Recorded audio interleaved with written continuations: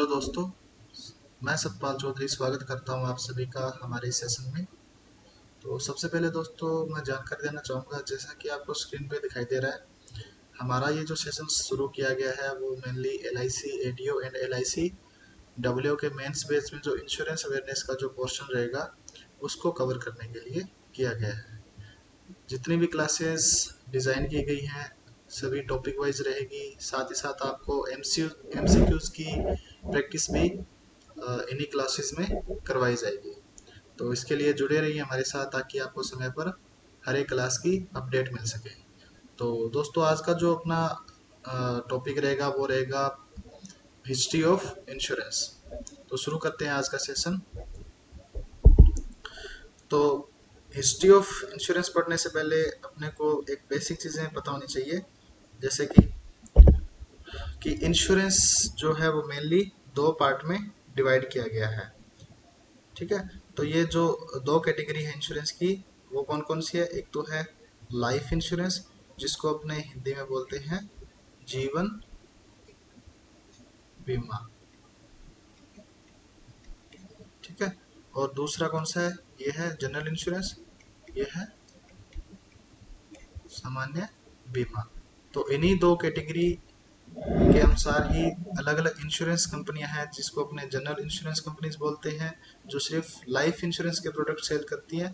तो दूसरी जो जनरल इंश्योरेंस कंपनीज हैं वो जनरल इंश्योरेंस के प्रोडक्ट सेल करती है। तो लाइफ इंश्योरेंस में जो प्रोडक्ट सेल किए जाते हैं वो मेनली ह्यूमन लाइफ से रिलेटेड होते हैं। ठीक है, ह्यूमन लाइफ। ठीक है, तो मनुष्य के जीवन से रिलेटेड या मनुष्य के जीवन को प्रोटेक्शन प्रदान करने के लिए जितने भी प्रोडक्ट लाइफ इंश्योरेंस कैटेगरी में आते हैं वो लाइफ इंश्योरेंस कंपनीज सेल करती है। तो ह्यूमन लाइफ प्रोडक्ट को छोड़कर जितनी भी कैटेगरी बचती हैं वो किस में आती हैं? वो आती है जनरल इंश्योरेंस कंपनीज में। ठीक है, या फिर वो ऐसे प्रोडक्ट सिर्फ जनरल इंश्योरेंस कंपनीज ही सेल करती हैं। फॉर एग्जांपल अपने व्हीकल इंश्योरेंस,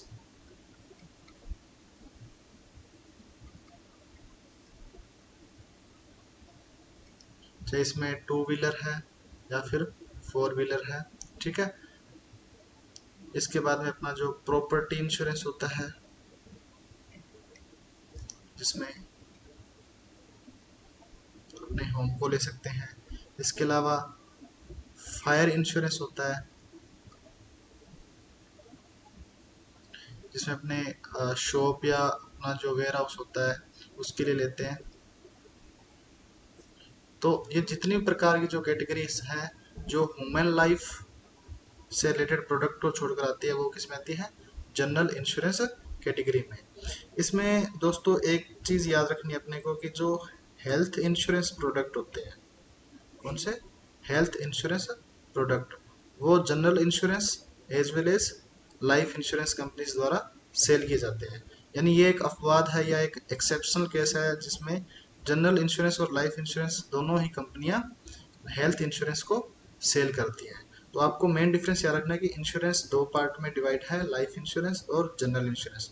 लाइफ इंश्योरेंस में लाइफ प्रोडक्ट आते हैं, जीवन बीमा जिसको अपने हिंदी में बोलते हैं। तो ह्यूमन लाइफ से रिलेटेड जितने प्रोडक्ट हैं वो लाइफ इंश्योरेंस कैटेगरी के अंडर में लाइफ इंश्योरेंस कंपनीज द्वारा सेल किए जाते हैं। और जनरल इंश्योरेंस कैटेगरी में ह्यूमन लाइफ से रिलेटेड जितने प्रोडक्ट हैं उनको छोड़कर जितनी भी कैटेगरी हैं, चाहे वो फायर इंश्योरेंस है, व्हीकल इंश्योरेंस है, प्रॉपर्टी इंश्योरेंस है, ये सारे किस में आते हैं? ये आते हैं जनरल इंश्योरेंस कैटेगरी में। हेल्थ इंश्योरेंस मैंने आपको बता दिया कि ये दोनों ही टाइप की कंपनी द्वारा सेल किए जाते हैं, तो ये अपने को थोड़ा याद रखना है। नेक्स्ट अपने चलते हैं, तो अपने यहाँ पढ़ते हैं कि जो इम्पोर्टेंट कुछ टॉपिक है। सबसे पहले लाइफ इंश्योरेंस बिजनेस के बारे में पढ़ लेते हैं कि इंडिया में ये कब स्टार्ट हुआ। ठीक है, तो इसके बारे में पहले अपने लाइफ इंश्योरेंस कैटेगरी के बारे में जो इंडिया में इसकी हिस्ट्री रही है उसको अपने कवर कर लेते हैं। तो सबसे पहले अपने को याद रखना है कि जो इंडिया में जो इंश्योरेंस का जो जड़ें रही हैं या जो रूट रही हैं वो मान लो जो हिस्ट्री है वो काफ़ी पुरानी है। बट जो राइटिंग में अपने को अगर बोले कि राइटिंग में जो इंडिया में इंश्योरेंस के जो तथ्य मिले हैं, जो फैक्ट मिले हैं वो किस में मिले हैं? तो ये जो राइटिंग में यानी जो कुछ जो राइटर हैं उनकी रचनाओं मिले हैं, तो ये जो मनु द्वारा जो रचित है मनुस्मृति, ठीक है, और याज्ञवल्क्य द्वारा जो इसकी रचना है धर्मशास्त्र, और कौटिल्य द्वारा जो अर्थशास्त्र है, ये जो इनकी राइटिंग है, ये जो इनकी रचनाएं हैं, इनमें इंश्योरेंस को मेंशन किया गया है, यानी कि इंश्योरेंस के बारे में डिफाइन किया गया है। उसके बाद में अपने आते हैं कि जो मॉडर्न टाइम में जो अपने जो लाइफ इंश्योरेंस है वो किस देश से आया, तो ये आया था इंग्लैंड से, ठीक है। तो ये अपने को एक पॉइंट याद रखना है कि जो मॉडर्न इंश्योरेंस है या मॉडर्न टाइम में जो इंश्योरेंस है वो भारत में कहाँ से आया, तो वो आया इंग्लैंड से, ठीक है। उसके बाद में जो भारत में पहली लाइफ इंश्योरेंस कंपनी जो एस्टेब्लिश की गई, जो स्थापित की गई, वो की गई थी 1818 में, जिसका नाम क्या था, ओरिएंटल लाइफ एश्योरेंस कंपनी, ठीक है। तो ये क्या थी, ये फर्स्ट लाइफ इंश्योरेंस कंपनी थी जो भारतीय जमीन पर स्थापित की गई थी, ठीक है। और ये कहाँ पे की गई थी, ये कलकत्ता में, इसके द्वारा, यूरोपियंस द्वारा, ठीक है।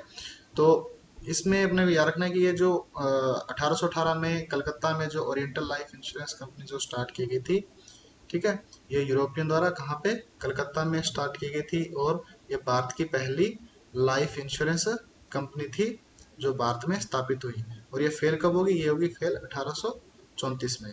उसके बाद में 1829 में भारत की दूसरी लाइफ इंश्योरेंस कंपनी बनी, जिसका नाम था द मद्रास इक्विटेबल, ठीक है। और ये कहाँ पे स्थापित की गई, ये की गई मद्रास प्रेसिडेंसी में, क्योंकि उस टाइम जो ब्रिटिश हुकूमत थी वहाँ पे जो अपना इंडिया के जितना भी एरिया था उसको प्रेसिडेंसी में डिवाइड किया गया था। तो इसमें जो आंध्र प्रदेश या तमिलनाडु यानी जो साउथ के जो स्टेट है उसको मद्रास प्रेसिडेंसी के नाम से जाना जाता था। तो ये मद्रास प्रेसिडेंसी में स्थापित की गई, किस नाम से, 1829 में मद्रास इक्विटेबल के नाम से, ठीक है। तो अपनी फर्स्ट होगी, सेकंड लाइफ इंश्योरेंस कंपनी होगी, पहली बनी थी 1818 में, दूसरी बनी थी 1829 में।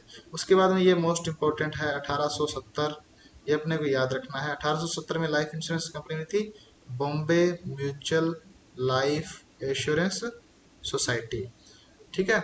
तो ये अपने लिए क्यों इम्पोर्टेंट है, क्योंकि ये भारतीयों द्वारा स्थापित पहली भारत की लाइफ इंश्योरेंस कंपनी थी, ठीक है, जिसका नाम था Bombay mutual life assurance society.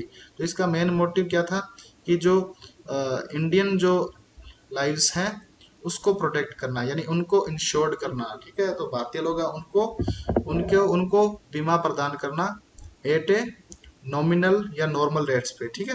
ये देखिए यहाँ लिखा हुआ है नॉर्मल रेट्स, यानी जो इनसे जो प्रीमियम लिया जाएगा बीमे के बदले में, ठीक है, या लाइफ एश्योर्ड करने के बदले में, वो बिल्कुल नॉर्मल रखा गया। ये क्यों रखा गया, क्योंकि जो 1818 में ओरिएंटल लाइफ इंश्योरेंस कंपनी आई, जो यूरोपियन कैटेगरी या जो यूरोपियन लोग थे उनको कवर करने का उनका मोटिव था। उसके बाद 1829 में मद्रास इक्विटेबल आई, तो ये भी बाहर से मान लो अंग्रेजों द्वारा या यूरोपियन द्वारा ही इनको स्थापित किया गया। तो इसमें इंडियन, इसमें क्या होता है कि डिस्क्रिमिनेशन होता था कि अगर कोई यूरोपियन है या यूरोपियन जो कैटेगरी है उनसे तो कम प्रीमियम वसूल किया जाता था, बट जो इंडियन पीपल थे उनसे ज़्यादा प्रीमियम वसूल किया जाता था।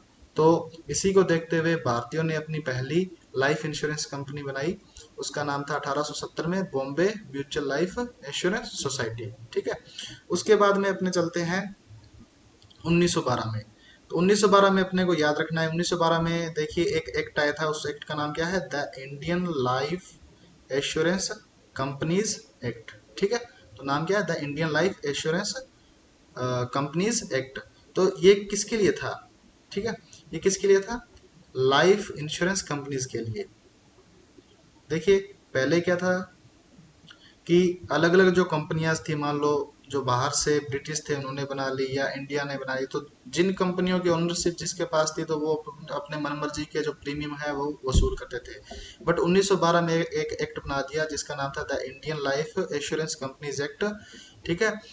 तो ये किसके लिए था, ये लाइफ इंश्योरेंस बिजनेस करने वाली इंश्योरर कंपनी के लिए था।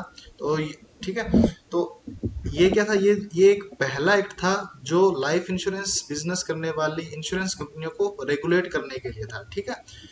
अब इसमें क्या था कि जो जो भी कंपनियां हैं जो प्रीमियम वसूल करेगी, ठीक है, तो वो किसके आधार पर करेगी, प्रीमियम रेट टेबल के हिसाब से, ठीक है। और पीरियोडिकल वैल्यूएशन करके प्रीमियम डिसाइड करेगी कि किस व्यक्ति से कितना जो प्रीमियम है वो वसूल करना है, ठीक है। और ये डिसाइड कौन करेगा, ये कंपनी में जो अपॉइंट किया हुआ जो एक्चुअरी होता है, क्योंकि देखो कोई भी कंपनी का जो प्लान है, ठीक है, उसकी टेन्योर क्या रखनी है, किस व्यक्ति के लिए क्या टेन्योर होनी चाहिए, अवधि क्या होनी चाहिए, या उस व्यक्ति से कितना अ, अपने प्रीमियम वसूल करना है। इससे क्या होता है कि कल को जो क्लेम आए उसको उसकी राशि भी अगर अपने मान लो जो क्लेम है वो भी अपने दे सकें और कंपनी को भी फायदा। तो ये एक्चुअली क्या होता है, ये मैथमेटिकल बेसिस पे क्या होता है, ये कैलकुलेशन करते हैं। तो 1912 में जो था Indian life assurance companies act आया था, वो फर्स्ट रेगुलेटर एक्ट अपने मान सकते हैं किसके लिए, लाइफ इंश्योरेंस बिजनेस के लिए। तो इसमें क्या था कि जो प्रीमियम रेट टेबल के आधार आधार पर क्या होगा, प्रीमियम डिसाइड किया जाएगा और पीरियोडिकल वैल्यूएशन की जाएगी। और ये करेगा कौन, ये कंपनी द्वारा अपॉइंट जो एक्चुअरी होगा, जो एक्चुअरी एक पोस्ट होती है, ठीक है, एक्चुअरियल साइंस बोलते हैं इसको, तो वो करेगा। बट इसमें क्या हुआ कि इस एक्ट से फायदा तो हुआ नहीं, बट डिस्क्रिमिनेशन हुआ between foreign and Indian companies, ठीक है। तो फॉरेन और इंडियन कंपनीज के बीच में डिस्क्रिमिनेशन हुआ, यानी भेदभाव हुआ कि अगर मान लो इंडियन कंपनीज है वो कुछ प्रीमियम राशि अगर एक्ट के अनुसार ही अगर वो वसूल कर रही है, तो यहाँ पे क्या हो रहा था कि जो फॉरेन कंपनी है वो कंपटीशन में आ गई और वो उनसे भी कम प्रीमियम वसूल कर रही थी, ठीक है। तो इसका जो कहना कि जो नेगेटिव पॉइंट या नेगेटिव इम्पैक्ट पड़ा वो किससे पड़ा, इंडियन कंपनीज, ठीक है। तो इससे इसको नुकसान हुआ, यानी डिसएडवांटेज मिला किसको, इंडियन कंपनीज को। तो यहाँ से पॉइंट क्लियर हो गए होंगे। तो सबसे पहले अपने को याद रखना है कि जो इंडियन हिस्ट्री में या जो इंडिया की हिस्ट्री है उसमें किन राइटिंग में या किन रचनाओं में इंश्योरेंस के जो फैक्ट मिले थे, तो वो थे मनु द्वारा लिखित मनुस्मृति, योगेवल्क्य द्वारा लिखित धर्मशास्त्र और कौटिल्य द्वारा लिखित अर्थशास्त्र। फिर अपने को याद रखना है कि जो मॉडर्न जो लाइफ इंश्योरेंस था वो मॉडर्न टाइम में जो इंडिया में है वो किस देश से है, तो वो आया इंग्लैंड से।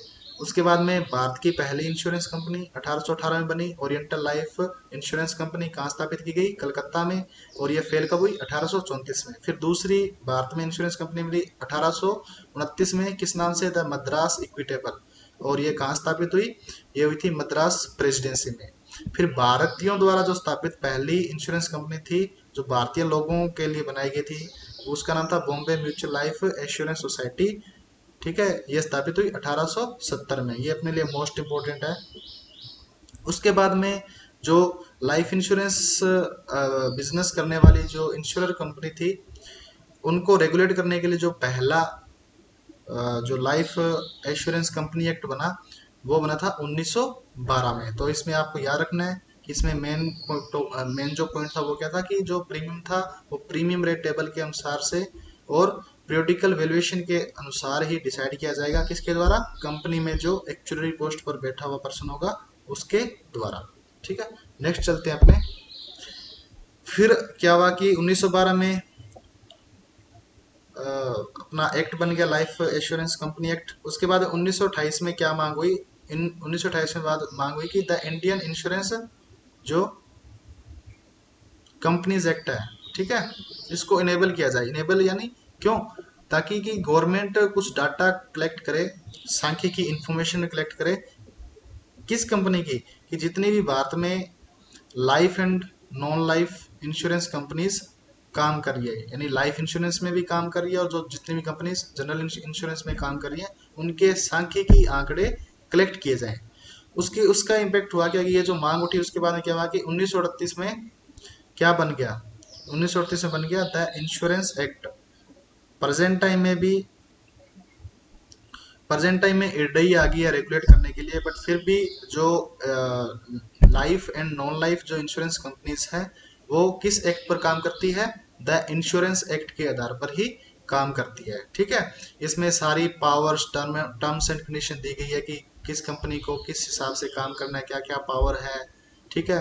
कोई भी चेंजेस करने तो वो किस हिसाब से कर सकते हैं। तो 1938 में अपने को याद रखना है कि 1938 में द इंश्योरेंस एक्ट बना। और ये एक्ट किसके लिए था, ये both life and non life companies के लिए था। ठीक है, तो ये अपने को याद रखना है। उसके बाद में क्या हुआ कि ये एक्ट बन गया। उसके बाद 1950 में एक मांग और उठी कि जो द इंश्योरेंस जो अमेंडमेंट एक्ट है, ठीक है, तो ये क्या है, द इंश्योरेंस अमेंडमेंट एक्ट है, वो 1950 में जो प्रिंसिपल एजेंसीज के रूप में काम कर रहा था। ठीक है, यानी जो यहाँ पे बात हो रही है कि जो द इंश्योरेंस एक्ट है वो 1938 में बन गया, बट 1950 में क्या मांग उठी कि जो एक्ट है इसमें अमेंडमेंट किया जाए। क्यों किया जाए? क्योंकि उस टाइम क्या 1950 तक आते थे, क्या हो गया था कि पूरा इंश्योरेंस मार्केट में एकदम पूरा कंपटीशन हो गया था। ठीक है, उसके उसका प्रभाव ये रहा कि कुछ लार्ज नंबर ऑफ जो कंपनी इंश्योरेंस कंपनीज थी ना, वो जो लार्ज नंबर ऑफ कंपनीज थी वो अनफेयर ट्रेड प्रैक्टिस कर रही थी।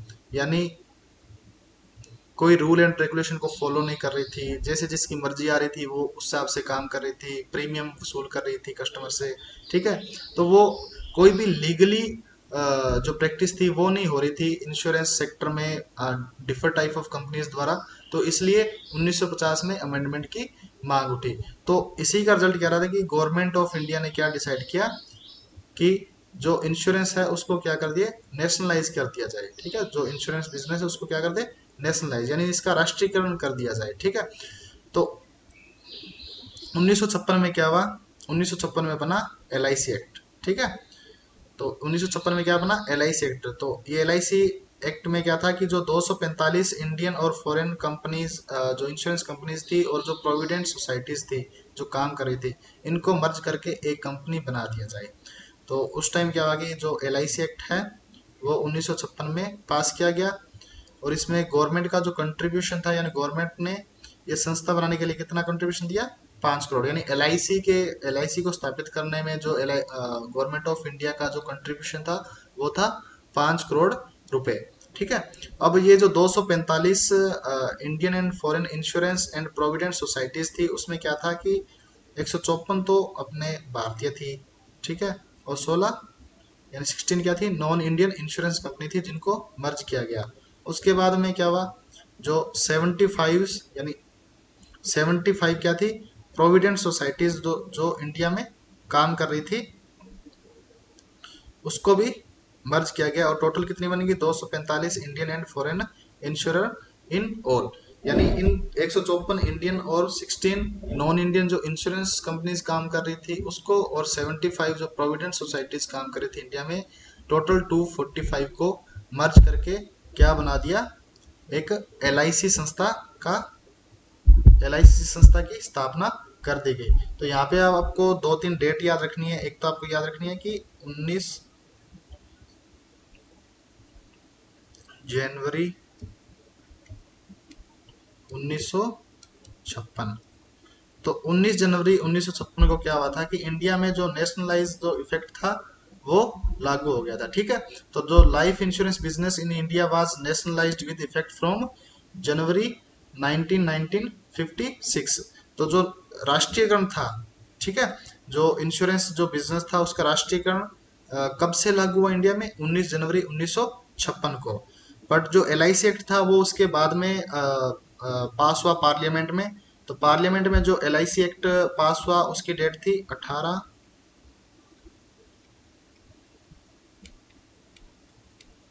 जून 1956। तो ये तो क्या हो गया, एक्ट हुआ, एक्ट पास। ठीक है, LIC एक्ट पास हुआ पार्लियामेंट में।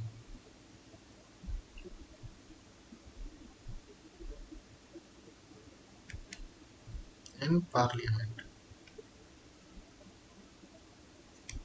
ठीक है, और जो राष्ट्रीयकरण था वो कब से लागू हुआ,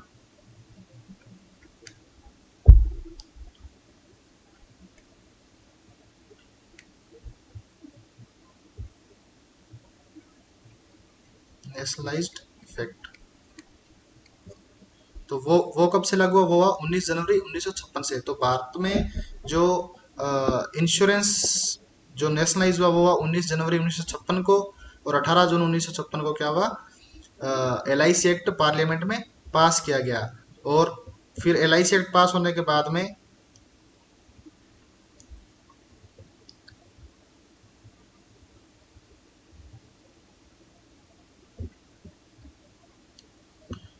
1 जुलाई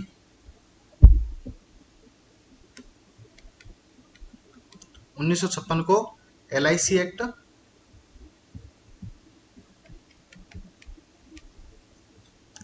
एक्ट लागू हो गया। LIC act effect. तो ये अपने को 3 डेट याद रखनी है कि 19 जनवरी 1956 को नेशनलाइजेशन या जो राष्ट्रीयकरण था वो भारत सरकार ने लागू कर दिया। ठीक है। LIC एक्ट पास कब किया? 18 जून 1956 को। और जो LIC एक्ट जो लागू हुआ वो हुआ 1 जुलाई 1956 को।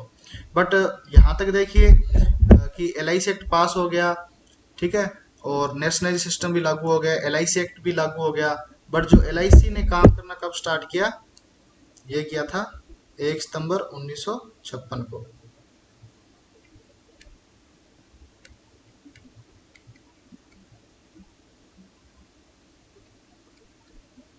1 सितंबर 1956 को LIC की स्थापना जो होती है, यानी इसने जो काम करना शुरू कर दिया।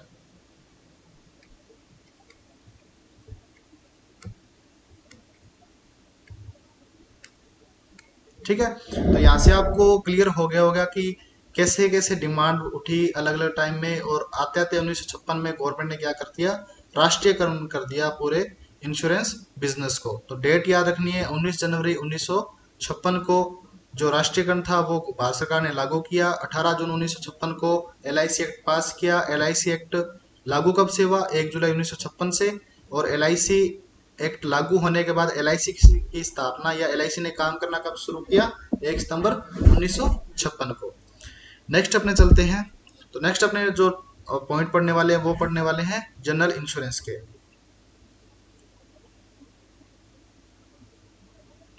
ठीक है। तो अपने अब जनरल इंश्योरेंस का पढ़ते हैं कि जनरल इंश्योरेंस इंडिया में कब से लागू हुआ, कौन कौन सी कंपनियां बनी, तो इसके बारे में डिटेल से पढ़ते हैं। तो सबसे पहले अपने को याद रखनी है कि ट्राइटन इंश्योरेंस कंपनी लिमिटेड, ये क्या थी? The first general insurance company establish in the year 1850 इन कलकत्ता। ठीक है। तो भारत में जो, और ये भी किसके द्वारा स्थापित की गई? ये भी स्थापित की गई ब्रिटिश द्वारा। ठीक है। तो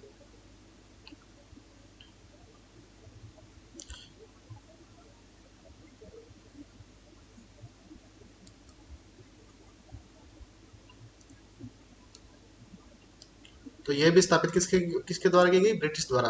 तो भारत की पहली जो जनरल इंश्योरेंस कंपनी जो भारत में स्थापित हुई वो हुई थी 1850 में। नाम था ट्राइटन इंश्योरेंस कंपनी लिमिटेड। कहाँ स्थापित हुई? कलकत्ता में। ठीक है। तो भारत की पहली general insurance company Triton insurance company limited, और जो भारत की पहली लाइफ इंश्योरेंस वो oriental life insurance company limited. ठीक है। दोनों ही कहाँ स्थापित हुई? 1800 जनरल लाइफ इंश्योरेंस 1818 में, और जनरल इंश्योरेंस 1850 में। कहाँ पे? कलकत्ता में। उसके बाद में दूसरी देखिए भारत इंश्योरेंस कंपनी, ये हुई थी 1896 में। ठीक है। और ये जो कंपनी जो स्थापित हुई थी वो हुई थी नेशनलिज्म से इंस्पायर होके इस कंपनी की स्थापना की गई थी 1896 में, भारत इंश्योरेंस कंपनी लिमिटेड। ठीक है। उसके बाद नेक्स्ट पॉइंट देखिए, जो स्वदेशी मूवमेंट था 1905 से 1907, इसके बीच में बहुत सारी कंपनीज हैं जिसकी स्थापना की गई अलग अलग समय में। तो ये कंपनी कौन कौन सी थी? एक तो थी द यूनाइटेड इंडिया, ये मद्रास में। ठीक है। उसके बाद में जो national Indian and national insurance, ये कलकत्ता में, और कोऑपरेटिव इंश्योरेंस एट लाहौर। ठीक है। तो ये कुछ कंपनियां थी जिसकी स्थापना की गई थी। तो नेशनल इंडियन जो कंपनीज थी ये कहाँ पे? कलकत्ता में। और साथ ही नेशनल इंश्योरेंस जो कंपनी थी ये भी कलकत्ता में स्थापित की गई। नेशनल इंश्योरेंस कंपनी जिसको अपने प्रेजेंट टाइम में भी ये काम कर रही है, सॉरी, NICL के नाम से जिसको अपने जानते हैं, NICL, national insurance company limited. ठीक है। तो इसका हेड ऑफिस कहाँ पे है? कलकत्ता में। तो ये इंडिया की oldest insurance general insurance company है जो प्रेजेंट टाइम में भी काम कर रही है। तो ये याद रखना, नेशनल इंश्योरेंस जो कंपनी है जिसको अपने NICL बोलते हैं, इसका हेड ऑफिस है कलकत्ता में। ठीक है। तो ये स्वदेशी मूवमेंट के दौरान ये कंपनियां थी, the united India in Madras और national Indian and the national insurance, ये कलकत्ता में। नेशनल इंश्योरेंस जो प्रेजेंट टाइम अपने इसको एनआईसीएल के नाम से जानते हैं, इसका हेड ऑफिस है कलकत्ता में। तो ये इंडिया की ओल्डेस्ट जनरल इंश्योरेंस कंपनी है जो प्रेजेंट टाइम में भी काम कर रही है। उसके बाद में एक ये कोऑपरेटिव एश्योरेंस, ये लाहौर में बनी थी, ठीक है। और ये कब 1906 में। तो ये जितनी भी चार कंपनियां मैंने बताई, ये 1906 में इनकी स्थापना हुई थी, ठीक है। तो अपने लिए ये एनआईसीएल इंपॉर्टेंट है, इसकी स्थापना पूछ सकते हैं कब हुई थी, 1906 में, ठीक है। और इसका हेड ऑफिस कहाँ पे है, कलकत्ता में। स्वदेशी मूवमेंट के दौरान इसकी स्थापना की गई थी और ये वर्तमान में भी काम कर रही है, ठीक है। उसके बाद में देखिए 1907 में हिंदुस्तान कोऑपरेटिव इंश्योरेंस कंपनी, ठीक है। इसकी स्थापना कब हुई, 1907 में, हिंदुस्तान कोऑपरेटिव इंश्योरेंस कंपनी। और इसकी अब देखिए कहाँ पे स्थापना, इसका भी कलकत्ता में हुई थी। बट ये किस लिए इंपॉर्टेंट है, took its birth in one of the rooms of the Jorasanko house of the great poet Rabindranath Tagore, ठीक है। तो रविंद्रनाथ टैगोर जो अपने भारतीय कवि थे, उनके जो उनका जो जोरांस्को जो हाउस ऑफ ग्रेट पोइट जो उनका घर मान लो घर माना जाता है जोरांस्को में, तो वहां पे यानी कलकत्ता में इनकी जो स्थापना की गई थी हिंदुस्तान कोऑपरेटिव इंश्योरेंस कंपनी की। उसके बाद 1907 में एक कंपनी और बनी, the Indian the Indian mercantile insurance limited, set up the first company to transact all classes of general insurance business, ठीक है। तो ये अपने लिए थोड़ी इंपॉर्टेंट है, इस पे स्टार लगा लेना। मैं बताता हूँ ये क्यों इंपॉर्टेंट है, ठीक है। तो ये मोस्ट इंपॉर्टेंट लगा लेना। देखिए अब तक जितनी भी जनरल इंश्योरेंस कंपनी थी वो क्या कर रही थी, कोई एक प्रकार का बिजनेस कर रही थी, कि कोई मान लो कोई व्हीकल इंश्योरेंस कर रही है, कोई प्रॉपर्टी इंश्योरेंस कर रही है। यहाँ पे देखिए, ये देखिए वर्ड आया है, the first company to transact all classes of general insurance business. यानी 1907 में जो the Indian mercantile insurance limited की स्थापना जो की गई थी, ये सभी प्रकार के जनरल इंश्योरेंस बिजनेस कर रही थी। और ये भारत की पहली ऐसी जनरल इंश्योरेंस कंपनी थी। सभी प्रकार के इंश्योरेंस मतलब मान लो ये कि व्हीकल इंश्योरेंस भी कर रही है, जो भी जनरल इंश्योरेंस कैटेगरी में जितनी भी आती है, ठीक है। ये मान लो प्रॉपर्टी इंश्योरेंस भी कर रही है जिसमें हाउस है, ठीक है। ये मान लो मेरीन इंश्योरेंस भी कर रही है, ठीक है। ये मेरीन हल इंश्योरेंस भी कर रही है, ये एविएशन इंश्योरेंस भी कर रही है, ये फायर इंश्योरेंस भी कर रही है। यानी जो जनरल इंश्योरेंस कैटेगरी में जितने भी टाइप के इंश्योरेंस आते हैं, व्हीकल इंश्योरेंस है, अपना प्रॉपर्टी इंश्योरेंस है, मेरीन इंश्योरेंस है, मेरीन हल इंश्योरेंस है, एविएशन इंश्योरेंस है, फायर इंश्योरेंस है, यानी जितने भी टाइप के इंश्योरेंस आते हैं जनरल इंश्योरेंस कैटेगरी में, वो सारे प्रकार के ये जनरल इंश्योरेंस बिजनेस कर रही थी। ये करने वाली पहली भारतीय जो पहली भारतीय जो कंपनी थी वो कौन सी थी, the Indian mercantile insurance limited, 1907 में। तो 1850 से लेकर 1907 से पहले तक ऐसी कोई भी कंपनी नहीं थी जो सभी प्रकार के जनरल इंश्योरेंस बिजनेस इंडिया में कर रही। तो ये पहली भारतीय कंपनी थी जो सभी प्रकार के जनरल इंश्योरेंस बिजनेस कर रही थी। तो ये इसलिए अपने को याद रखना है 1907 में। और एक मैंने आपको 1906 में जो NICL दिखाया है, नेशनल इंश्योरेंस कंपनी लिमिटेड, जिसकी स्थापना कलकत्ता में हुई थी 1906 में। ये भी मोस्ट इंपॉर्टेंट है, किस लिए, क्योंकि ये भारत की ओल्डेस्ट जनरल इंश्योरेंस कंपनी है जो प्रेजेंट टाइम में भी काम कर रही है, ठीक है। तो नेक्स्ट चलते हैं अपने।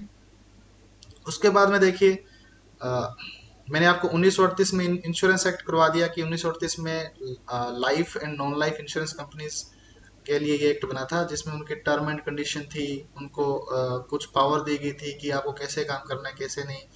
बट उसके बाद में क्या हुआ कि 1957 में जनरल इंश्योरेंस काउंसिल बनी, जनरल इंश्योरेंस काउंसिल, ठीक है। तो ये भी क्या होता है, एक प्रकार का ग्रुप होता है। ये लाइफ इंश्योरेंस काउंसिल भी होती है और जनरल इंश्योरेंस काउंसिल भी होती है, ठीक है। तो इसमें क्या होगा, मेंबर होते हैं अलग अलग, जो मेनली वॉच करते हैं कि कोई अनफेयर अनफेयर जो ट्रेड बिजनेस है या फिर जो अनफेयर जो प्रैक्टिस है कोई भी इंश्योरेंस कंपनी वो तो नहीं कर रही, तो उसके लिए ये अलग अलग अपनी अपने सुझाव देते हैं, अपनी अपनी राय रखते हैं। तो जो जनरल इंश्योरेंस काउंसिल है वो कब बना, वो बना 1957 में। तो इसमें देखो ये साफ साफ लिखा हुआ है कि A wing of the insurance association of the India. ठीक है, तो इसमें क्या है मेनली, मैंने बताया कि ये एक कुछ पर्सन का ग्रुप होता है, इसका काम है frame A code of conduct. ठीक है, frame A code of conduct for ensuring fair conduct and the sound business practice. तो जनरल इंश्योरेंस कैटेगरी में कोई अनफेयर जो प्रैक्टिस है वो ना करे। ठीक है, इसके लिए जनरल इंश्योरेंस काउंसिल बनी 1957 में। उसके बाद में देखिए 1968 में द इंश्योरेंस एक्ट अमेंडेड। ठीक है, तो जो द इंश्योरेंस एक्ट जो 1938 में लाइफ एंड नॉन लाइफ दोनों ही प्रकार की कंपनीज के लिए या दोनों ही प्रकार के बिजनेस के लिए बनाया गया था, उसको क्या किया, संशोधित संशोधित किया गया। तो ये किस लिए क्यों किया गया, to regulate investment and the set minimum solvency margin and the tariff advisory committee setup. ठीक है, तो ये अपने को याद रखना है कि टेरिफ एडवाइजरी कमेटी एक सेटअप की गई थी, किस लिए, टू रेगुलेट इन्वेस्टमेंट, की जो इंश्योरेंस कंपनियां वो इन्वेस्टमेंट कर रही है उसको रेगुलेट करें, और सेट मिनिमम सोल्वेंसी मार्जिन। तो इन दो टारगेट के लिए क्या हुआ 1968 में द इंश्योरेंस एक्ट को संशोधित किया गया। ठीक है, यानी अमेंडमेंट हुआ। तो ये याद रखना कि जो पहली बार जो द इंश्योरेंस एक्ट 1938 है, ये पहली बार संशोधित कब किया गया, ये 1968 में किया गया। उसके बाद देखिए 1972 में एक एक्ट पास हुआ, उसका अपने शॉर्ट फॉर्म बोलते हैं गिबना एक्ट। तो गिबना एक्ट यानी जी से जनरल, आई से इंश्योरेंस, बी से बिजनेस, एन से नेशनलाइजेशन, ए से एक्ट। ठीक है, तो गिबना जो एक्ट है वो कब आया, 1972 में। ठीक है, और ये जो गिबना एक्ट है ये जो इंडिया में जो शुरू किया गया वो क्या था, यानी 1 जनवरी 1973 से ये इफेक्ट में आ गया। तो गिबना एक्ट सबसे पहले फुल फॉर्म याद रखनी चाहिए, the general insurance business nationalisation act, यानी जो भारत में जो जनरल इंश्योरेंस है उसको नेशनलाइजेशन कर दिया गया। तो जो लाइफ इंश्योरेंस इंश्योरेंस था उसको कब किया, उसको किया 1956 में, LIC एक्ट लाके LIC की स्थापना कर दी, और LIC जो लाइफ इंश्योरेंस है उसका राष्ट्रीयकरण हो गया। बट जो जनरल इंश्योरेंस था, जो सामान्य बीमा था, उस कैटेगरी को का राष्ट्रीयकरण कब हुआ, ये हुआ गिबना एक्ट 1972 के थ्रू। और ये कब से लागू हुआ, ये हुआ 1 जनवरी 1973। तो देखिए इसमें मेन फीचर क्या थे, इसमें क्या था कि जो 107 इंश्योरर कंपनियां थी इनको मर्ज कर दिया गया। ठीक है, किन में, 4 कंपनीज में। तो जैसे अपने मैंने आपको लाइफ इंश्योरेंस में बताया था कि जो लाइफ इंश्योरेंस जब नेशनलाइज किया तो उसमें 245 जो कोऑपरेटिव सोसाइटीज थी या फिर जितनी भी इंडियन या फिर नॉन इंडियन जो इंश्योरेंस कंपनी थी उनको मर्ज करके, यानी 245 को मर्ज करके LIC एक्ट बनाया, और उसमें लाइफ इंश्योरेंस को नेशनलाइज कर दिया थ्रू LIC एक्ट, और LIC की स्थापना कर दी। ठीक है, यानी 245 को बना के एक कंपनी बना दी। बट इसमें क्या किया कि जो भारत में 107 जो जनरल इंश्योरेंस कंपनीज जो काम कर रही थी उनको 4 कंपनीज में मर्ज कर दिया। ठीक है, तो ये प्रेजेंट टाइम में भी है चारों कंपनियां, तो ये अपने को याद रखनी है। तो सबसे पहले कौन सी है, नेशनल इंश्योरेंस कंपनी लिमिटेड, यानी NICL, जो मैंने आपको बताया था कि इसकी स्थापना कब हुई थी, 1906 में। कहाँ पे, कलकत्ता में। ठीक है, और मैंने आपको यह बताया कि ये जो है ये क्या है, भारत की ओल्डेस्ट जनरल इंश्योरेंस कंपनी है जो प्रेजेंट टाइम में भी काम कर रही है। ठीक है, दूसरी थी new India assurance company limited, जिसको अपने NIACL बोलते हैं। ठीक है, new India assurance company limited, short form अपने NIACL बोलते हैं। ठीक है, नेक्स्ट है the oriental insurance company limited, यानी इसको अपने बोलते हैं OICL। ठीक है। और लास्ट है the united India insurance company limited, यानी UICL।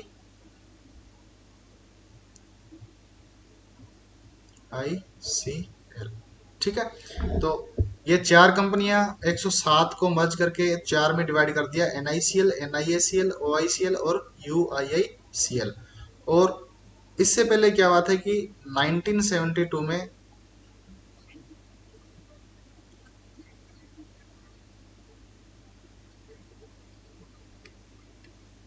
1972 में कंपनीज एक्ट 1956 के अंतर्गत एक प्राइवेट कंपनी बनी थी, GIC। ठीक है, यानी जनरल इंश्योरेंस कॉरपोरेशन। ठीक है, GIC। ये कब बनी थी? ये बनी थी 1972 में। तो GIC incorporated as a company in 1972। ठीक है, तो 1972 में एक प्राइवेट कंपनी बनी थी, GIC। किस एक्ट के थ्रू? Companies act 1956। जैसे प्राइवेट कंपनीज प्रेजेंट टाइम में बनती है, अब तो ये अमेंडमेंट हो गया है, कंपनीज एक्ट 1956 अब कंपनीज एक्ट 2013 बन गया है। ठीक है, तो अब प्रेजेंट में जितने भी ये अमेंडमेंट करके कुछ रूल एंड रेगुलेशन और जोड़ दिए, तो जितनी भी प्राइवेट कंपनी बनती है वो कंपनीज एक्ट 2013 के अंडर में आती है। तो उस टाइम क्या था? 1956 था। तो कंपनीज एक्ट 1956 के अंडर में GIC की स्थापना की गई 1972 में। तो GIC ने जो काम करना जो शुरू किया था, GIC commenced business in India 1 जनवरी 1973। तो GIC ने काम करना कब स्टार्ट किया? 1 जनवरी 1973। किस रूप में? तो इसको क्या कर दिया कि जो GIC थी ये एक रेगुलेटरी, या मान लो ये जो जो चार GIC कंपनी थी, ये किसके अंडर में काम करेगी? ये करेगी GIC के अंडर में।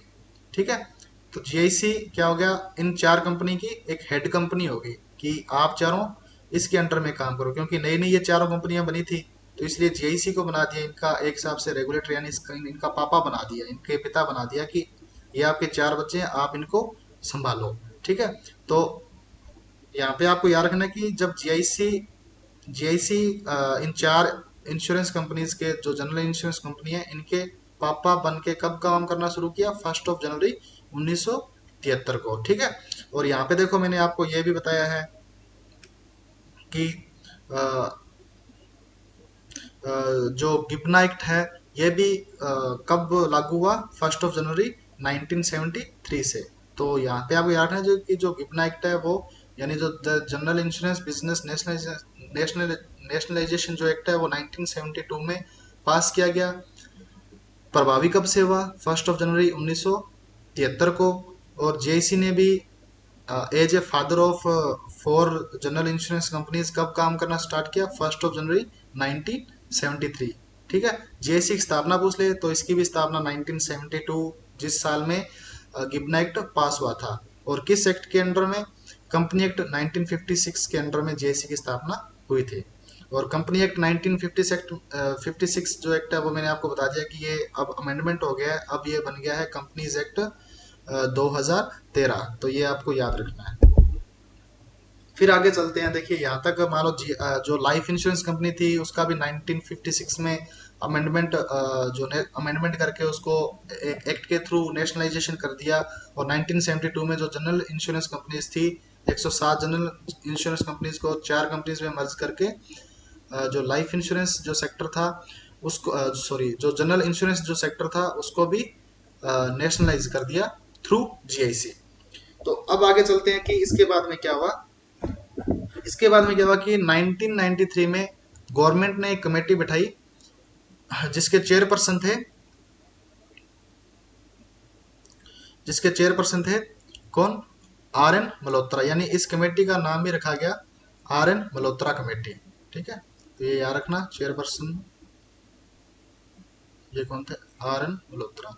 ये एक फॉर्मर जो गवर्नर रह चुके हैं RBI के, ये आपको ये पूरा गवर्नर रह चुके हैं RBI के। तो इनको इनके अंडर में एक कमेटी बनी, इसको अपने RN मल्होत्रा कमेटी बोलते हैं। ठीक है, former governor of RBI, to purpose recommendation for reform in the insurance sector. कि इसका जो पर्पज क्या था इस कमेटी को सेटअप करने का, कि आप हमें कुछ रिकमेंडेशन दे दिए, कुछ सुझाव दीजिए कि हम जो इंश्योरेंस जो सेक्टर है उसमें रिफॉर्म कैसे लेके आए। ठीक है, तो इसके लिए आगे फिर क्या the object was to complement the reform initiated in the financial sector. The committee submitted its report in 1994.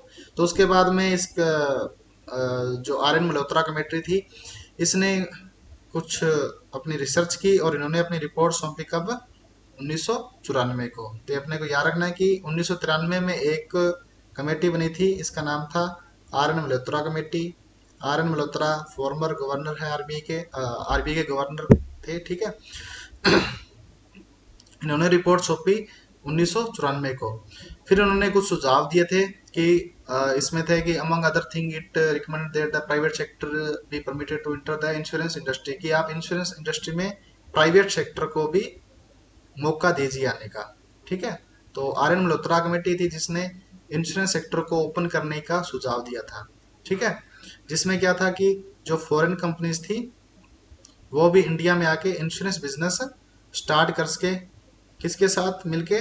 जो इंडियन जो कंपनीज है उनके साथ मिलकर, यानी एक जॉइंट वेंचर के रूप में, ठीक है। मान लो कि कोई भी विदेशी कंपनी है, मान लो ए है, वो इंडिया की कोई बी कंपनी है, उसके साथ मिलकर एक खुद की कोई इंश्योरेंस कंपनी इंडिया में शुरू कर सके, ठीक है। तो मान लो ए है, ये मान लो यूएसए की कंपनी है, ठीक है। बी है, ये इंडिया की है, ठीक है। तो ये इस कंपनी का सॉरी ये इस कमेटी का सुझाव था जो आर एन मल्होत्रा कमेटी 1993 में गवर्नमेंट ऑफ इंडिया के द्वारा सेटअप की गई थी। इसने 1994 में अपनी रिपोर्ट सौंपी, उसमें सुझाव था कि आप एक तो कि प्राइवेट सेक्टर के लिए ओपन कर दो इंश्योरेंस इंडस्ट्री, और इसमें फॉरेन जो कंपनीज है उनको मौका दो कि वो इंडिया की कंपनी के साथ मिलकर जॉइंट वेंचर के रूप में कोई अपनी कंपनी स्टार्ट कर सके एज ए पार्टनरशिप। तो उसके बाद में क्या हुआ कि अप्रैल 2000, ठीक है, इसमें क्या होगी? The IRDA was incorporate as a statutory body. तो एडा एक्ट आया,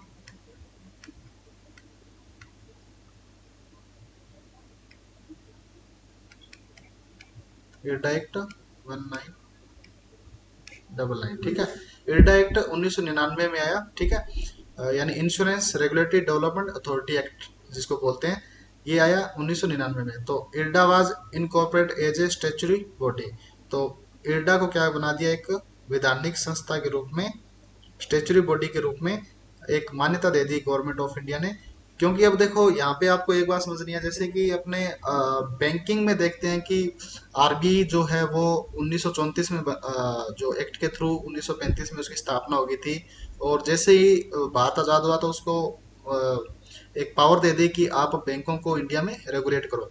बट अपने देखो 1818 से लाइफ इंश्योरेंस कंपनीज का पढ़ रहे हैं कि ओरिएंटल इंश्योरेंस कंपनी आई थी, ठीक है। उसके बाद 1850 में ट्रेटन जो जनरल इंश्योरेंस कंपनी बन गई। बट इन दोनों के देखिए इनके एक्ट जरूर आए थे, बट इनका कोई इनको रेगुलेट करने वाली कोई संस्था नहीं थी कि जो वॉचडॉग के रूप में, या इन जितनी भी कंपनीज थी इनका कोई पापा नहीं था, इनका कोई पिताजी नहीं था कि जो इनको रेगुलेट कर सके, ठीक है। तो अपने आरबीआई को बोलते हैं the father of all bank.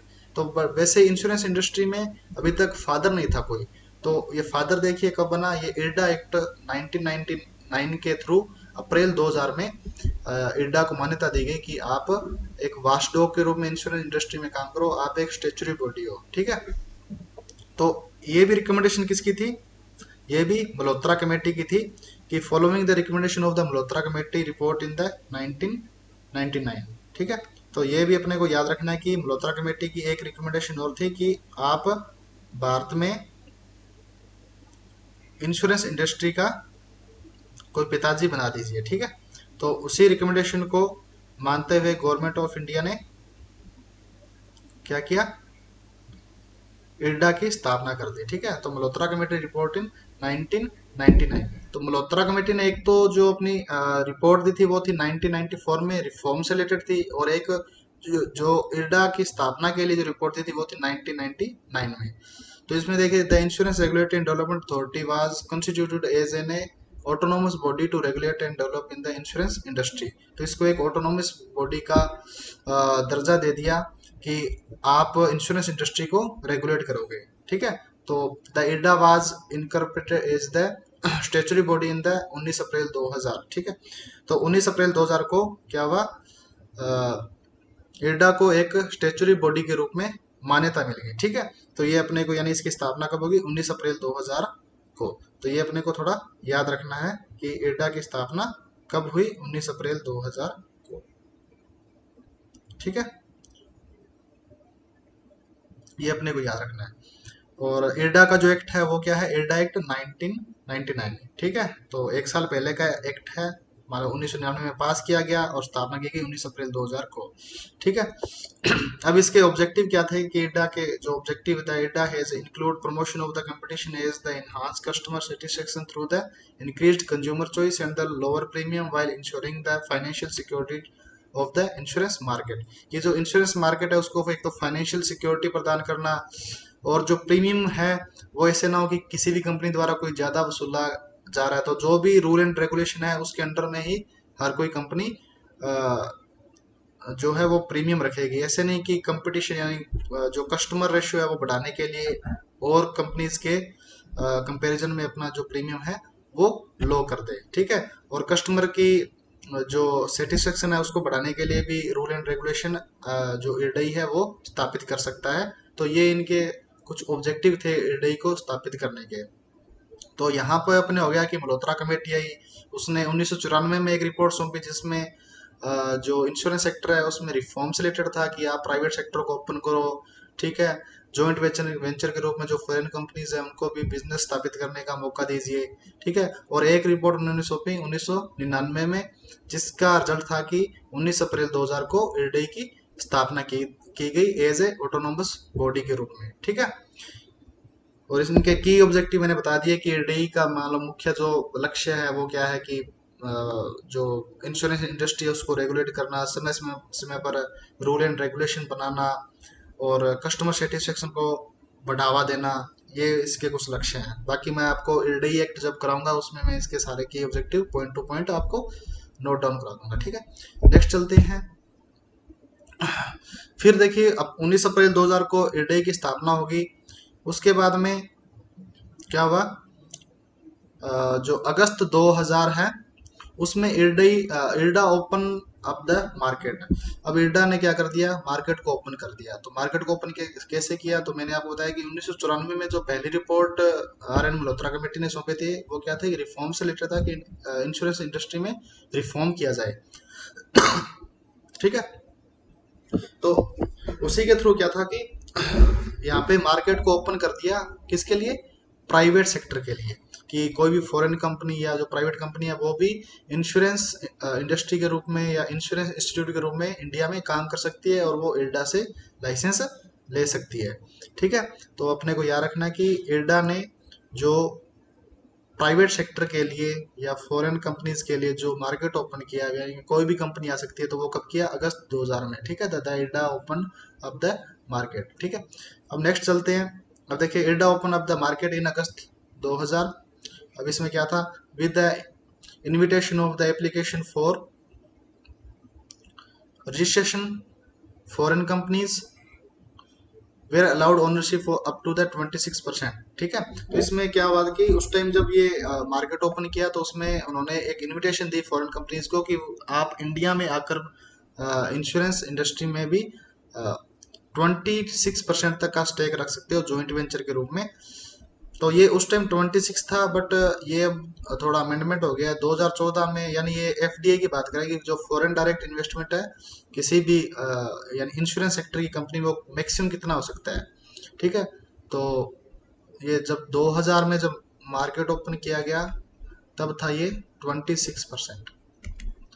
2014 में इसको अमेंडमेंट किया, उसके बाद में इसको कर दिया 49%। ठीक है, और फिर 2021 में फिर अमेंडमेंट किया, अब ये कर दिया है 74%।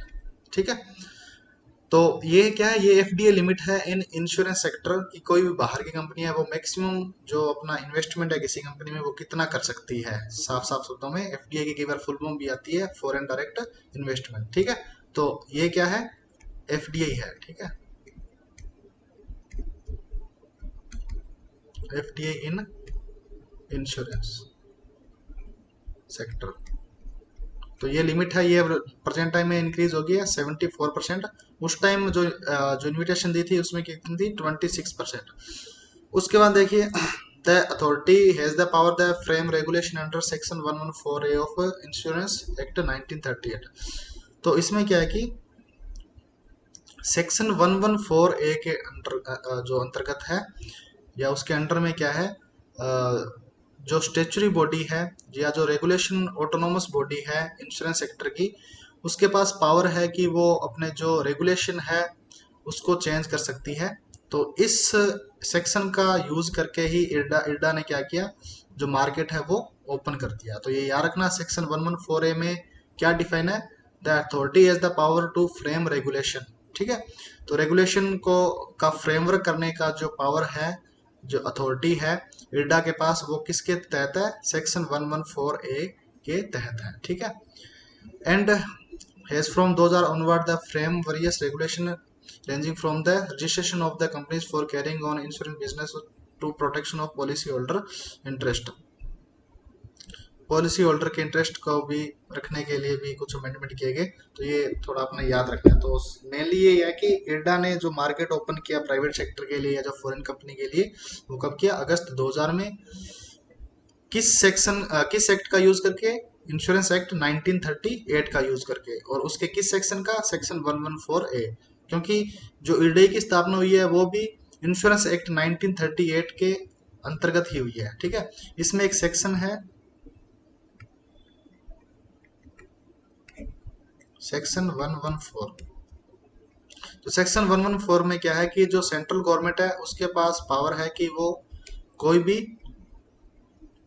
किसी भी मान लो कंपनी को या किसी भी संस्था को as a autonomous body insurance sector का की पावर दे सकती है। ठीक है, तो जिस टाइम इरडा की स्थापना की गई, इरडा एक्ट 1999 में, तो उसमें क्या था कि उसमें जो इंश्योरेंस एक्ट 1938 का सेक्शन 114 था, उसका यूज करके सेंट्रल गवर्नमेंट ने इरडा को एज ए स्टेचुरी बॉडी या as a autonomous body of insurance market इसकी स्थापना की। ठीक है, और उसी सेक्शन के 114A का यूज करके इरडा ने क्या किया, मार्केट को प्राइवेट प्लेयर के लिए ओपन कर दिया। ठीक है, तो ये दो आपको सेक्शन याद रखने हैं। उसके बाद देखिए एक अमेंडमेंट और किया गया कि जो दिसंबर 2000 में क्या हुआ, the subsidiaries of the general insurance corporation of India, यानी जो जीआईसी की जो सब्सिडरीज थी। ठीक है, जीआईसी की मैंने आपको 4 सब्सिडरीज कराई थी कि जो गिबन एक्ट था उसके अंतर्गत जीआईसी को पावर दी गई कि ये जो 4 कंपनियां थी वो आपकी सब्सिडरी के रूप में या आपके अंडर में काम करेगी। ठीक है, तो जो भी NICL, NICACL, OICL या UIICL, ये जो 4 जीआईसी कंपनीज थी, जनरल इंश्योरेंस जो कंपनीज थी, जो जीआईसी की सब्सिडरी थी, जीआईसी के अंडर में काम कर रही थी, उनको क्या कर दिया एक इंडिपेंडेंट कंपनी का दर्जा दिया गया, वर रिस्ट्रक्टेड एज इंडिपेंडेंट कंपनीज। तो दिसंबर 2000 में क्या हुआ, इरडा ने क्या किया, ये जो 4 कंपनियां जो जेईसी के अंडर में काम कर रही थी उनको इंडिपेंडेंट कर दिया, उनको स्वतंत्र कर दिया कि अब ये जो चारों कंपनियां हैं ये अब स्वतंत्र रूप से काम करेगी, जीआईसी के अंडर में काम नहीं करेगी। ठीक है, तो ये जो सब्सिडरी है उनको डीलिंक कब किया, 2000 में। ठीक है, दिसंबर 2000 में। ठीक है, तो December 2000 the subsidiary of the general insurance corporation of India were structured as the independent companies and the same time GIC was converted into a national reinsurance. ठीक है, तो यहाँ पे क्या हुआ, एक तो जो सब्सिडरी थी उनको इंडिपेंडेंट कर दिया चारों को, और दूसरा जो जीआईसी को एक नया दर्जा दे दिया नेशनल री इंश्योरर का। तो भारत की जो नेशनल री इंश्योरेंस कंपनी है वो कौन है, जीआईसी। ये दर्जा कब मिला, सन 2000 में। और जो ये जो जीआईसी के अंडर में जो चारों सब्सिडरीज कंपनी थी ये भी जो स्वतंत्र कब हुई, यानी अलग से काम करना कब शुरू किया, सन 2000 में। तो ये 2 पॉइंट आपको याद रखने की 2000 में इरडा ने ये 2 नियम और लागू कर दिए थे। ठीक है, नेक्स्ट चलते हैं। नेक्स्ट देखिए, यहाँ पे है जुलाई 2002, तो ये भी अपने लिए इम्पोर्टेंट है। तो जुलाई 2002 में क्या किया, parliament passed a bill delinking the four subsidiary from the GIC in the जुलाई 2000। तो ये बस वही बात है जो आपने की थी कि जो सन 2000 में इर्डा ने जो कानून बनाया था, ठीक है, मतलब जो कानून जो लागू कर दिया था, उसको पार्लियामेंट में पास कब किया, सन 2000 में, ठीक है। तो जो एक तो जीआईसी को जो नेशनल री इंश्योरेंस का दर्जा मिला था, ठीक है, और दूसरा जो सन 2000 में जो 4 सब्सिडरी थी जीआईसी के अंडर में, एनआईसीएल, ओआईसीएल, यूआईसीएल, ठीक है, इन सबको क्या किया, जो डीलिंग किया था, उसका पार्लियामेंट में जो बिल कब पास हुआ, है जुलाई 2002 में। तो ये दोनों आपको याद रखना है कि जो डीलिंग डीलिंग किया कब, सन 2000 में, और इस डीलिंग करने का जो बिल कब पास किया गया पार्लियामेंट में, तो ये किया गया सन 2000 में, सन 2002 में। तो अपने को ये दो जो ईयर है ये मोस्ट इंपोर्टेंट याद रखने हैं, एक तो कौन सा 2000 में, और एक 2002। तो जो डीलिंक हुआ था जीआईसी के अंडर में 4 सब्सिडरी कंपनी, वो कब हुई थी, 2000 में, ठीक है। 2002 में क्या हुआ, जो डीलिंक बिल था वो पास किया गया, कहा, पार्लियामेंट में। तो ये अपने को कंफ्यूज नहीं होना है।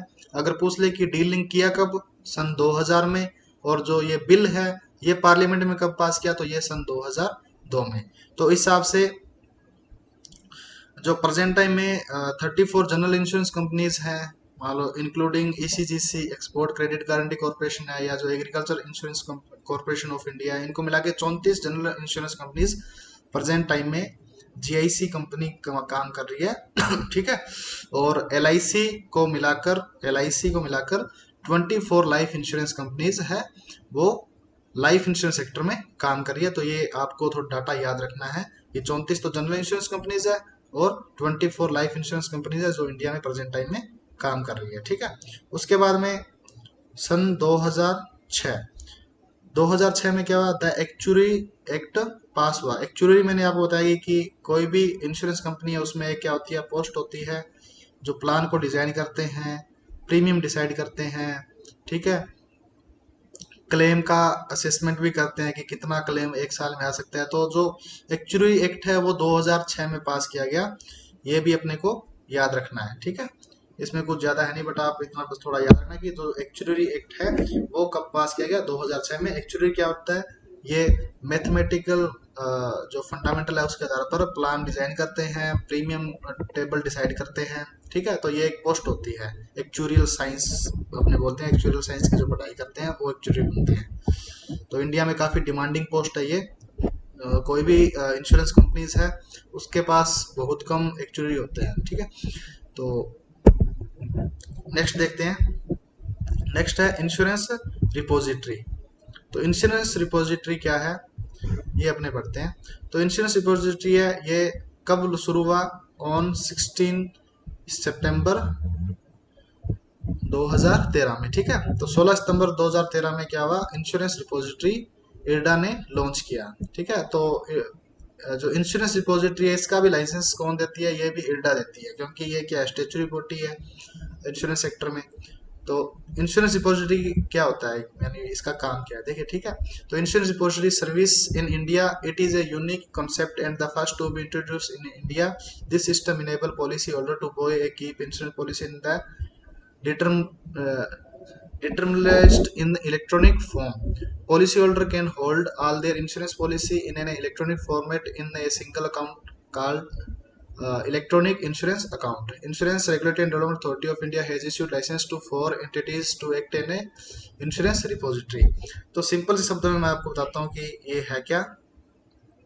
तो ये कहते हैं कि इंश्योरेंस रिपोजिटरी है वो एक यूनिक कॉन्सेप्ट है, और इंश्योरेंस रिपोजिटरी शुरू करने वाला भारत क्या है, पहला देश है, ठीक है। ये पहले आपको याद रखना है कि first to be introduce in India, ठीक है, ठीक है। तो इसमें क्या होता है कि जितने भी पॉलिसी होल्डर होते हैं, मान लो जो भी कस्टमर है, मान लो किसी भी कंपनी की पॉलिसी परचेज करते हैं, ठीक है। मान लो कोई कोई कोई पर्सन ए है, इसने कोई पॉलिसी परचेज कर रखी है, एक मान लो एक्स कंपनी कर रखी है, एक वाई कंपनी की या जेड कंपनी की। तो इसकी जो पॉलिसी बॉन्ड होता है या जो पॉलिसी डॉक्यूमेंट है, उसको इलेक्ट्रॉनिक फॉर्म में जो कस्टमर ए है ये रख सकता है, ठीक है। थ्रू किसके, एक अकाउंट बनाना होता है, इलेक्ट्रॉनिक इंश्योरेंस अकाउंट। थ्रू इसको अकाउंट बोलते हैं EIA अकाउंट। तो EIA अकाउंट के थ्रू क्या होता है, कोई भी कस्टमर अपना एक EIA अकाउंट खोलकर जितनी भी पॉलिसी उसने अलग अलग इंश्योरेंस कंपनी से परचेज कर रखी है, उसको एक वर्चुअल अकाउंट में रख सकता है। इससे क्या होता है कि इन फ्यूचर कभी भी जो पॉलिसी डॉक्यूमेंट है वो गुम नहीं होते, सिक्योर रहते हैं। बहुत सारी आपको सुविधाएं मिल जाती है इसमें, आप वहां से पेमेंट कर सकते हो। कोई भी इसमें आपकी पॉलिसी बॉन्ड में कुछ बदलाव करने हैं वो भी आप यहाँ से कर सकते हो, ठीक है। तो इंश्योरेंस रिपोजिटरी इंडिया में स्टार्ट हुई 16 सितंबर 2013 में, ठीक है। और ये एक यूनिक कॉन्सेप्ट है। तो और ये पहला था कि ये पहली बार था कि इंडिया ने इसको शुरू किया। तो इंडिया इसको शुरू करने वाला पहला देश है, किसको, इंश्योरेंस रिपोजिटरी को, ठीक है। और ये मैंने आपको बता दिया कि पॉलिसी डॉक्यूमेंट को इलेक्ट्रॉनिक फॉर्म में या वर्चुअल रूप से रखने के लिए एक अकाउंट होता है। इसके लिए अकाउंट कौन सा खोलना पड़ता है, EIA account, electronic insurance account. और इंश्योरेंस रिपोजिटरी का जो लाइसेंस है वो कौन देता है, इरडई ही देती है, ये आपको याद रखना है। तो उस टाइम इरडई ने ये जो चार जो कंपनीज हैं इनको लाइसेंस दिए थे कि आप इंडिया में इंश्योरेंस रिपोजिटरी शुरू कर सकते हो। तो ये जो चार है ये अपने को याद, मान ये फॉर एग्जांपल मैंने आपको लिख दिया, जैसे याद करने की जरूरत नहीं है, ठीक है। तो इंश्योरेंस रिपोजिटरी की डेट याद रखना, 16 सितंबर 2013 में इरडा ने लॉन्च किया था, ठीक है। और EIA के फुल फॉर्म आ सकती है electronic insurance account. So thank you. तो आज की अपनी इस क्लास में अपना जो हिस्ट्री ऑफ इंश्योरेंस है, life insurance as well as general insurance, इसकी अपने पूरी हिस्ट्री पढ़ ली है और प्रेजेंट टाइम तक पढ़ ली है कि क्या क्या अमेंडमेंट हुए, किस हिसाब से अलग अलग कंपनीज को पावर दी गई, किस हिसाब से लाइफ इंश्योरेंस और जनरल इंश्योरेंस का नेशनलाइजेशन किया गया, कितनी कितनी कंपनियों को मर्ज किया गया, ठीक है। तो जो मेन जो टॉपिक थे जो हिस्ट्री में पढ़ने थे वो अपने इसमें कवर कर लिए। तो थैंक यू फॉर वॉचिंग, मिलते हैं नेक्स्ट सेशन में।